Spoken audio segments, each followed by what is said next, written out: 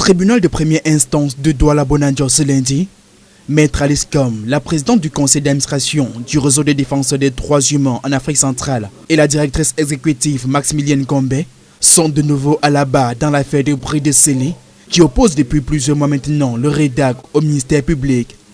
Environ une heure d'audience, mais sans ouverture de débat malgré l'insistance des avocats de la défense. L'affaire connaît un nouveau renvoi à la demande du ministère public. C'est que le procureur a été incapable de présenter un seul témoin, malgré l'insistance du président, malgré l'insistance des prévenus. Il est venu avec, supposons, 60 pièces. On a rejeté presque 55. Le dossier est donc vide, incapable de soutenir l'action puisqu'on attendait les réquisitions. Le préfet du Voré, plaignant, a une fois de plus brillé par son absence à l'audience. Le témoin principal qui est le préfet dont on parle n'a jamais comparu.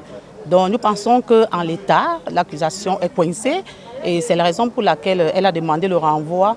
On ne sait pas, on verra, mais nous pensons qu'en l'état, l'accusation n'a pas d'éléments. Il ne peut pas initier une telle procédure et rester dans son bureau.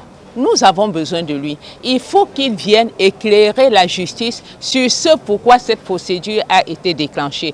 Et je crois fermement que ce renvoi est une occasion pour lui de sortir de là où il est, pour venir aider le tribunal à condamner les personnes qu'il a traduites en justice. À la barre, les prévenus vont requérir le silence.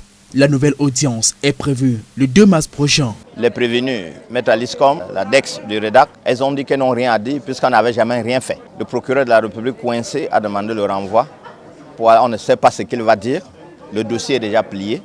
Nous attendons le 2 mars et le droit, cela dit, est bien dit. Cette bataille judiciaire fait suite au bris en octobre 2025 des scellés apposés 11 mois plus tôt sur les portes du REDAC par le ministre de l'administration territoriale Paul Atangandji pour des motifs de financement illicite, entre autres griefs portés contre cette organisation de défense des droits humains. Les scellés seront alors brisés après une décision du tribunal administratif du littoral rendue le 17 septembre 2025, annulant l'arrêté préfectoral qui ordonnait la fermeture du siège du REDAC.